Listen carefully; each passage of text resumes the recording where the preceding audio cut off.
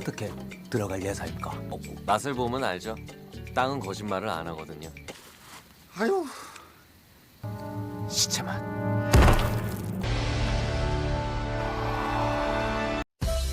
Dalam dunia barang antik, nilai sebuah barang bisa saja melebihi nyawa manusia.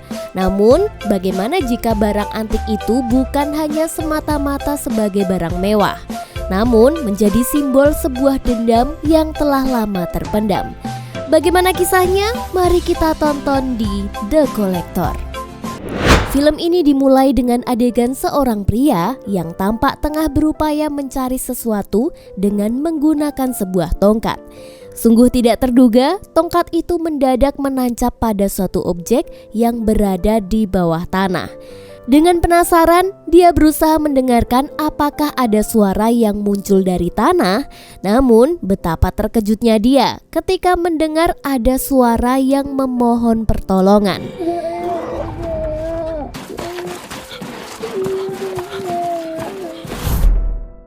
Bertahun-tahun kemudian, di sebuah kuil ada seorang pria menyamar sebagai biksu dengan nama Kang Donggo. Namun sesungguhnya dia adalah seorang perampok makam. Pada suatu hari, kuil itu kehilangan patung Buddha yang terletak di dalam pagoda. Penyelidikan pun dilaksanakan dan dipimpin oleh seorang detektif bernama Oh. Di sini Oh berusaha mencoba menggali keterangan mengenai wajah pelaku dari para biksu. Sayangnya mereka tidak mampu menggambarkan wajah pelaku yang membuat detektif kesulitan mengungkapkan siapakah pencurinya.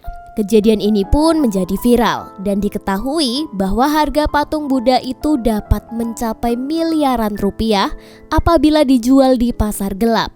Sedangkan di tempat lain, Kang Donggo menawarkan patung itu di beberapa pasar antik.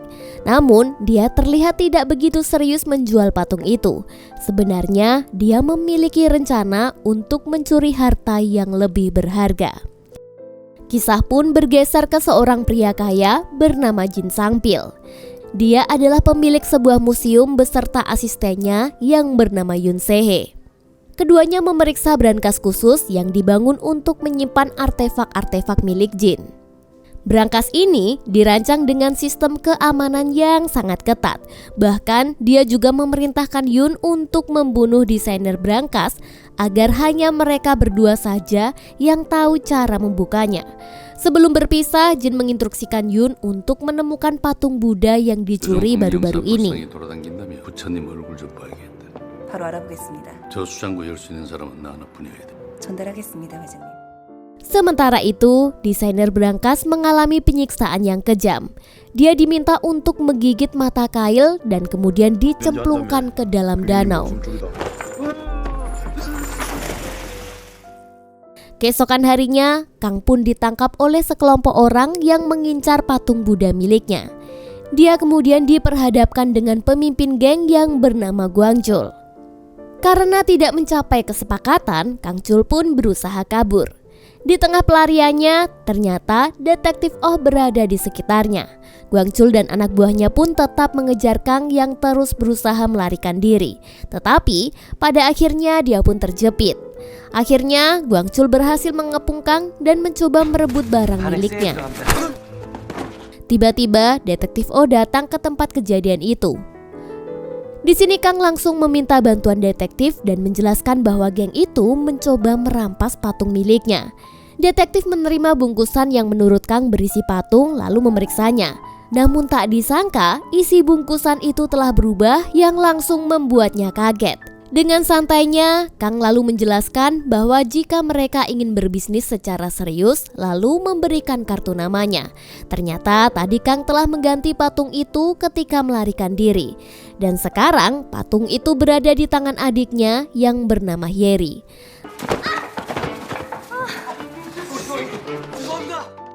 Malamnya, siaran televisi mengabarkan bahwa Jin sekarang mengambil posisi sebagai ketua Yayasan Warisan Budaya.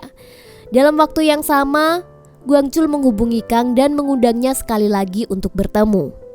Hari pun berganti, Kang datang ke tempat Guangchul dan membawa patungnya. Dia lalu meminta bagian 50% jika patung itu berhasil dijual. Ternyata si pembelinya adalah seorang pria berpengaruh asal Cina dan langsung mengajak Yun untuk menilai keaslian patung. Ketika Yun, asisten Jin, sedang mengamati patung itu, tiba-tiba dia memberikan kejutan dengan mengatakan bahwa patung itu adalah patung yang palsu. EMP 가짜네요. Dan ini pun membuat Kang menjadi bingung dengan tindakannya. Akhirnya kesepakatan mereka pun batal. Yun kemudian mendekati Guangchul yang ternyata adalah salah satu anak buah Jin. Yun bertanya kepada Gangchul, kenapa dia menjual patung yang diinginkan oleh Jin kepada orang Cina? Sebelum Guangchul menjawab, tiba-tiba Kang mendekatinya dan bertanya kepada Yun mengenai alasan patung yang dia curi diklaim sebagai barang palsu. Yun pun menjawab bahwa dia ingin membelinya sendiri karena Jin menginginkannya. Dan disinilah dia akhirnya tahu bahwa itulah patung yang dicuri dari kuil. Oleh sebab itu, dia pun memberikan kartu namanya kepada Kang. Ini menandakan dia setuju untuk berbisnis dengannya di kemudian hari. Sebelum pergi, Yun mengingatkan Guangchul untuk tidak mengkhianati Jin di belakangnya. Selanjutnya, Yeri mencoba untuk mengungkapkan siapa Yun sebenarnya.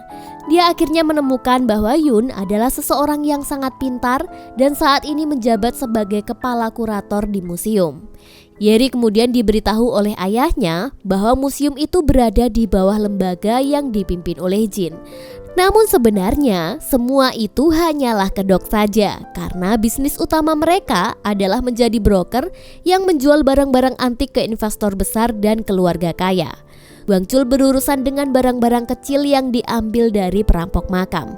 Sementara Yun berurusan dengan barang-barang antik yang asli. Yeri pun menjadi penasaran dan memutuskan untuk mencari tahu tempat mereka menyimpan barang-barang antik itu. Dia lalu memasang alat pelacak pada patung miliknya. Ayahnya pun merasa marah dan memukul Yeri karena merusak patung itu. Namun Kang justru tersenyum dan memiliki rencana lain.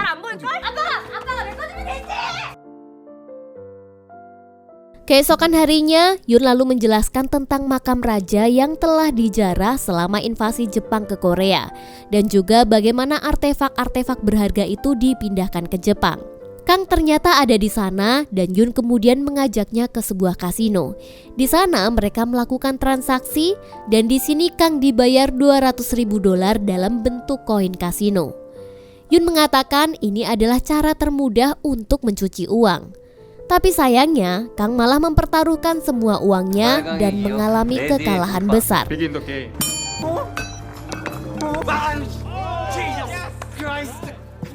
Melihat kegagalan Kang, Yun lalu mengajaknya makan malam untuk menghiburnya. Di sini Yun kemudian menawarkan Kang pekerjaan dengan tujuan agar dia bisa mendapatkan uang untuk membeli rumah. Hal ini sesuai dengan impian yang selama ini belum pernah terwujud. Tugas yang diberikan ke Kang adalah mencuri beberapa barang. Dan sebagai aksi pertamanya, dia akan mendapatkan kunci mobil dari Yun. Di dalam mobil itu ada beberapa foto yang menjelaskan bagaimana dia harus mencuri barang-barang yang dimaksud. 차크는 차는 선물. 너 땡큐. Keesokan harinya dikisahkan tentang seorang pedagang souvenir bernama Jonas. Siapa sangka Jonas ternyata dulunya adalah seorang pencuri makam yang sekarang sudah pensiun. Kang kemudian menawarkannya untuk bergabung dengan mencari sebuah artefak dengan imbalan yang jauh lebih besar dibandingkan dengan pendapatannya dari menjual souvenir di jalanan. Akhirnya Jonas memutuskan untuk bergabung dengan Kang dan Yeri. Jonas lalu memberitahu mereka bahwa foto gundukan tanah itu adalah makam yang dia ketahui. Namun hanya ada satu makam yang memiliki gambar seperti itu dan terletak di Tiongkok.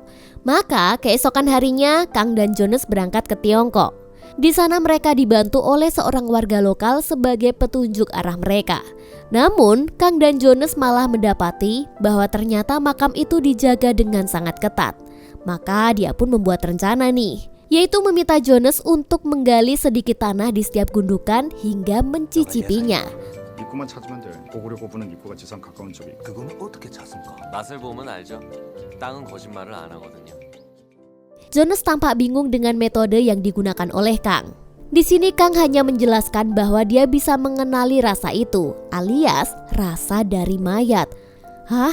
Namun metode aneh ini ternyata berhasil. Mereka langsung menemukan makam yang berisi gambar-gambar yang mereka cari. Kang dan Jones pun mulai memotong mural yang ada di dinding makam itu dan mengambilnya.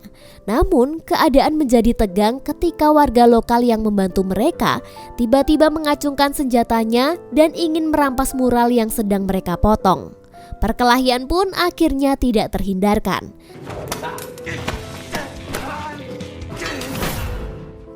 Namun pada akhirnya Kang berhasil melumpuhkan orang itu. Dia kemudian menyadari bahwa insiden ini sejak awal telah direncanakan oleh Jin. Beberapa hari kemudian, Kang dan Jones tiba di Korea. Dia juga disambut oleh Gwangchul dan Yoon. Di sini Kang melihat sebuah mobil mewah di belakang mereka dan menuntutnya untuk berbicara langsung dengan Jin jika ingin memperoleh mural itu. Setelah pertemuannya dengan Jin, Kang meminta bayaran lebih dan berjanji akan melupakan kejadian di Tiongkok. Jin lalu menerima tawaran Kang dan berjabat tangan dengannya. Saat berjabat tangan, Kang melihat bekas luka di tangan Jin yang mengingatkannya pada masa kecil. Dia tiba-tiba mengingat bagaimana dia bersama ayahnya sedang mencari sebuah artefak. Dan kala itu, Kang memasuki lubang yang sangat kecil untuk mengambil artefak itu. Namun ketika dia keluar, ayahnya sudah tidak ada dan hanya seorang pria dengan bekas luka di tangannya yang meminta artefak itu. Setelah Kang memberikan botol artefak itu, pria ini ternyata melemparkan ayah Kang yang dalam keadaan babak belur ke dalam sebuah lubang lalu mengubur mereka berdua. Dan terungkaplah kenyataan bahwa pria itu adalah Jin. Hal ini berkaitan dengan film di awal di mana ayah Yeri bernama Manki yang secara tidak sengaja menyelamatkan Kang dan merawatnya. Keesokan harinya, Yeri pun menawarkan pekerjaan baru kepada Jones yang berlokasi di Gangnam. Kang berjumpa dengan Yoon dan ditanyai apakah benar dirinya yang menjarah makam itu, meski diketahui bahwa makam itu telah dijarah oleh pihak Jepang selama invasi dan kini hanya menyisakan makam yang kosong. Kang hanya tersenyum dan menyatakan niatnya untuk mengambil pedang kerajaan yang terkubur di sana, yaitu sebuah pedang milik pendiri dinasti Joseon. Kemudian Kang pun bertemu dengan Jin untuk menjelaskan semuanya. Namun Jin meragukan perkataan Kang karena dia yakin nih bahwa pedang yang dimaksud sudah berada di museum, bukanlah di makam. Kang lalu membantahnya dan mengatakan pedang di museum hanyalah replika yang dibuat oleh putra mahkota pada era itu. Dan sebagai bukti, dia menunjukkan sebuah artefak berisi perintah dari sang raja untuk mengubur pedang itu di makam sang pendiri dinasti Joseon. Setelah diteliti, ternyata artefak itu terbukti asli dan Jin akhirnya percaya dengan ucapan Kang. Yoon kemudian menanyakan rencana selanjutnya. Namun Kang enggan mengungkapkannya sampai dia menemukan pembeli yang tepat. Dia mengingat pengalaman buruk sebelumnya ketika pernah menjual lukisan yang akhirnya hanya disimpan di kamar dan saat rumahnya kebakaran, ya lukisan itu pun ikut terbakar. Jadi Kang butuh pembeli yang dapat menjamin keamanan artefak yang akan dijualnya. Lalu Jin juga mengundang Kang untuk melihat brankas koleksi miliknya, hingga akhirnya Kang sangat terkagum-kagum dengan koleksi itu. Dia pun menanyakan mengapa Jin tidak menjual semua artefaknya. Kang kemudian menyadari bahwa Jin sedang menunggu batas waktu, karena sebuah artefak yang dicuri setelah 10 tahun akan dinyatakan hilang. Pada saat itulah dia akan aman untuk menjualnya di pasaran. Jin pun menodongkan kembali senjatanya dan menanyakan identitas siapakah sebenarnya Kang ini. 모양은 안 따지기로 했지. 너 누구야? 왜 나한테 접근한 거야? Karena dia di sini curiga bahwa Kang bermaksud mencuri artefak-artefak milik Jin. Namun Kang mengatakan meski dia bisa membobol brankas milik Jin, akan sangat sulit menjual artefaknya tanpa diketahui oleh Jin. Mendengar penjelasan ini, Jin pun akhirnya mempercayai Kang. Namun Kang meminta bayaran yang sangat tinggi untuk pedang kerajaan itu. Terlebih pemerintah berencana membongkar makam itu dan jika pemerintah yang menemukannya, Jin akan kehilangan kesempatan untuk memiliki pedang itu. Setelahnya, Jin meminta saran Yoon dan mendapatkan jawaban bahwa apa yang dikatakan Kang ternyata adalah benar. Area itu seringkali dilanda banjir, sehingga makam itu akan diperbaiki. Dengan ini, Jin meminta Yun untuk mempersiapkan semua yang dibutuhkan Kang. Selain itu, Jin juga meminta Gwangchul untuk mengawasinya.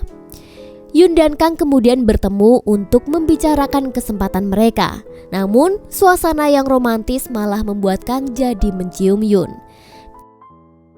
Keesokan harinya, Kang serta rekan-rekannya bertemu dengan seorang ahli pembuat terowongan yang baru bebas dari penjara. Awalnya mereka memuji keahlian itu agar dia mau bergabung. Namun ternyata cara itu tidak bekerja. Akhirnya mereka pun meremehkan kemampuannya. Sehingga sang ahli terowongan pun jadi kesal dan memutuskan untuk bergabung. 소개팅 시켜드릴까요? Mereka kemudian membagikan rencana yang melibatkan Yun dan Gwang. Di sini mereka mempunyai 45 hari sebelum makamnya diperbaiki. Rencananya mereka akan menggali sejauh 650 meter ke bawah tanah sampai ke dalam makam. Setelah itu, Gwangchul dan bawahannya mengajaknya ke kafe dan tempat karaoke di daerah itu. Sedangkan ahli terowongan dan ayah Henry mencari tempat untuk mereka singgah. Kang pun kembali menjelaskan rencananya, bahwa dalam waktu 1 bulan tersisa, mereka akan menggali di bawah tempat karaoke pada malam hari. Musik akan diperkeras untuk menyembunyikan suara bor, dan tanah yang digali akan dimasukkan ke dalam kantong sampah kecil dan dibuang melalui kafe agar tidak menimbulkan kecurigaan. Dikarenakan penjarahan oleh Jepang pada masa lalu, makam itu pun dilindungi dengan lapisan beton ganda untuk mencegah penjarahan lebih lanjut. Namun di sini Kang memiliki rencana lain nih. Rencana itu pun akhirnya dimulai dengan menggali terowongan yang mengarah kepada makam. Beberapa hari kemudian, detektif Oh yang mendengar bahwa tempat karaoke saat ini dikuasai oleh Gwangchul mencoba untuk melakukan pengecekan. Detektif itu curiga ada sesuatu yang terjadi di sana karena dia melihat banyak sekali pasir di lantai. Untungnya, Kang dan kawanannya cepat menyadari dan berpura-pura menjadi pelanggan. Kang pun mencoba mengelabuhi detektif O dan anehnya, Kang bahkan memberikan kartu namanya. Melihat tingkah laku Kang, detektif Oh pun langsung meninggalkan tempat itu. Sementara itu, ahli terowongan memberitahukan bahwa ada batuan besar yang menghambat penggalian. Jika mereka mencoba menggali secara memutar, akan ada banyak pipa air di sekitar Gangnam. Jadi cara tercepat adalah meledakannya. Namun ini memiliki resiko yang besar, yaitu jalanan di Gangnam akan amblas. Mereka pun dibuat kebingungan karena inilah satu-satunya solusi di saat waktu yang sangat sedikit.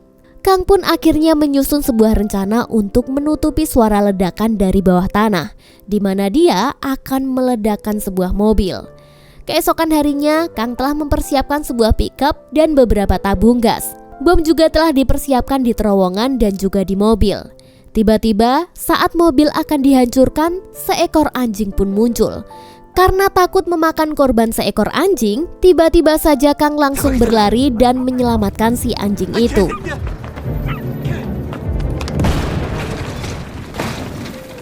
Insiden ledakan bom itu kemudian diselidiki oleh detektif O karena dia mencurigai sesuatu saat menemukan keanehan dalam rekaman CCTV, di mana saat itu Kang malah menyelamatkan seekor anjing.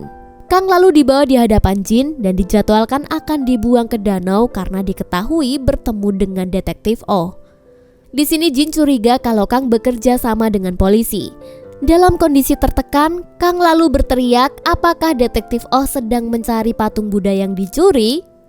Detektif Oh mendengar rumor dari Gwangchul bahwa patung itu kini ada di tangan pimpinan sebuah perusahaan besar.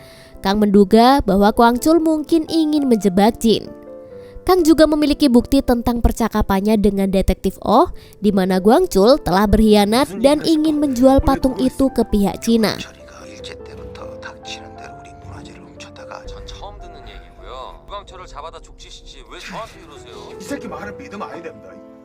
Jin kemudian tersulut emosi dan memberikan pelajaran Gwangchul. Kemudian, Kang diminta untuk melanjutkan penggaliannya oleh Jin. Namun, Gwangchul menyarankan Kang untuk menjual pedang itu ke pihak Cina karena sebelumnya mereka berjanji akan membayar lebih mahal dari penawaran Jin. Apalagi Jin pasti akan membunuh Kang setelah misi itu selesai. Kang dan timnya berhasil menggali dan masuk ke area makam. Tetapi makam itu ternyata dijaga oleh beberapa penjaga wanita. Kang kemudian berencana untuk menjalankan misinya saat hujan, supaya suara bor bisa tersamarkan. Mereka kemudian menunggu berita cuaca dan akhirnya hujan pun turun. Di tempat lain, Yun berpura-pura memijit Jin untuk men-scan kunci berangkas milik Jin dan mengirimkannya ke rekan-rekannya agar bisa dibuat duplikat. Keesokan harinya hujan pun turun, Kang beserta timnya pun mulai menggali kembali. Sementara itu, Guangchul bertemu dengan pihak Cina yang menginginkan pedangnya. Di tempat lain, Yun bertemu dengan seseorang di dalam sebuah hutan. Orang itu ternyata adalah perancang makam yang ternyata masih hidup. Yun pun memberikannya tiket pergi dari Korea, sementara dia akan mengurus dari sisa rencana mereka. Setelah tim Kang berhasil menemui beton makam, Jin memperhatikan mereka dari monitor dan dari kejauhan Guangchul seolah-olah memprovokasi dan bertanya bagaimana kalau setelah menemukan pedang mereka kabur. Setelah menunggu lama, ternyata benar apa yang dikatakan oleh Kang, bahwa pedang itu ada di dalam makam. Jin kemudian memerintahkan Guangchul untuk membunuh Kang dan timnya agar setelah itu mereka berhasil mendapatkan pedangnya. Sementara itu, Guangchul berbicara kepada Kang karena mereka harus bergerak cepat. Ditambah lagi air terus naik. Kang pun disarankan untuk menggunakan bom. Namun tiba-tiba generator listrik pun mati. Hal ini membuat proses pengeboran pun terhenti. Guangchul kemudian menyerahkan Jonas dan menugaskan Kang mencari jalan keluar. Kang lalu meminta Jonas pergi, sementara dia bertugas memasang bom di tempat itu. Dalam perjalanan mereka, Jonas memastikan lampunya dan berkelahi dengan Guangchul. Jin merasa jengkel dan membanting gelas yang dia pegang. Dalam beberapa detik, dia memiliki kesempatan di mana Jun mengganti ponsel Jin lalu dia pun berhasil pergi.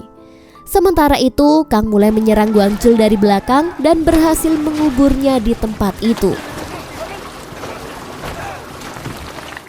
Jin sangat marah mendengar berita itu. Saat Kang kembali ke atas, Jin pun langsung menodongkan senjatanya. Namun di sini Kang meminta satu kali kesempatan lagi, dan dia pun merencanakan untuk menggali dari atas makam sebelum fajar. Pada malam itu, mereka meledakkan pipa air yang mengakibatkan kegaduhan. Nah, karena kegaduhan itulah tentu saja membuat polisi dan masyarakat akan teralihkan dan mereka tidak akan menyadari jika ada suara menggali di makam. Setelah pipa-pipa air diledakkan, kini ada kesempatan untuk mereka memulai proses penggalian di makam dengan alat yang telah disiapkan.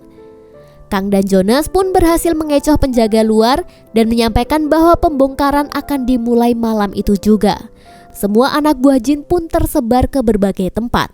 Sementara Yun berhasil masuk ke berangkas Jin. Di sini kita kembali ke Kang, di mana dia mencoba membuka bagian dalam makam. Sebuah peti ditarik dan Jin diminta untuk membuka peti itu. Namun setelah dibuka, peti itu ternyata kosong. Jin yakin bahwa dia telah melihat pedang di dalam sebelumnya. Karena kebingungan ini, Jin pun menurunkan senjatanya dan mengarahkannya langsung ke muka Kang. Kang pun segera mengomentari bagaimana Jin masih sama seperti dulu.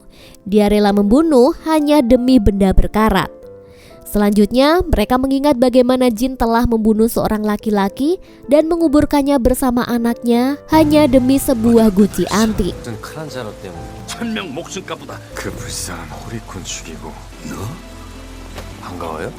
Kang juga mengatakan bahwa dia berhari-hari ada di dalam tanah bersama dengan jasad ayahnya yang mulai membusuk. Dia pun merasa beruntung karena tiba-tiba saja ayah dari Hyeri berhasil datang dan menyelamatkannya. Sementara itu, Yun lalu pergi menuju brankas milik Jin dan berniat mencuri semua artefak yang dimilikinya. Namun ketika dia sampai di sana, semua artefak itu telah lenyap yang terungkap bahwa semua itu adalah ulah dari Kang. Kang kemudian menunjukkan foto Hyeri dengan artefak-artefak Jin. Ternyata Kang mengarahkan Jin ke sana agar bisa dengan mudah mencuri artefak-artefak itu. Ini membuat Jin semakin marah dan terjadilah keributan antara mereka. 생각이었어. 뭐야? 무슨 짓이야? 쏘시겠어? Setelah berhasil merebut pistol dari Jin, Kang meninggalkan makam itu dan dia pun melemparkan sebuah roti dan mengubur jin hidup-hidup. Beberapa hari kemudian, 3 truk datang ke tempat administrasi warisan budaya yang mengangkut semua artefak milik jin. Ternyata selama ini Kang dan Detektif Oh telah bekerja sama dan mereka sepakat jika semua artefak yang dimiliki oleh jin akan dikembalikan lagi ke pemerintah. Di hari mereka bertemu, ternyata mereka telah membuat kesepakatan di mana Detektif Oh disuruh oleh Kang untuk merekam percakapan mereka. Jadi ternyata ketika Jonas dan Kang menggali kuburan, Hyeri dan ayahnya juga menggali di bawah brankas milik jin. Dan orang yang menyelidiki artefak itu juga adalah orang suruhan Kang agar dapat meyakinkan jin bahwa pedang itu ada di makam. Lalu video tentang pedang yang selalu dilihat jin adalah rekaman palsu yang dibuat oleh Hyeri. Selama ini Kang ternyata sudah merencanakan sesuatu. Dulu saat pertama kalinya dia masuk ke dalam brankas milik jin, dia berhasil memasukkan sebuah drone untuk mengawasi brankas itu. Dan itu berhasil dipakai oleh Hyeri untuk menonaktifkan sistem keamanan. Setelah kejadian itu, Jonas merasa kecewa karena tidak bisa menikmati hasil kerja kerasnya. Namun, Kang dan Hyeri menunjukkan kepada Jonas sebuah kotak berisi uang. Ternyata, brankas jin tidak hanya berisi artefak, tapi juga uang. Di sisi lain, seorang laki-laki ditemukan masih hidup di dalam peti mati raja.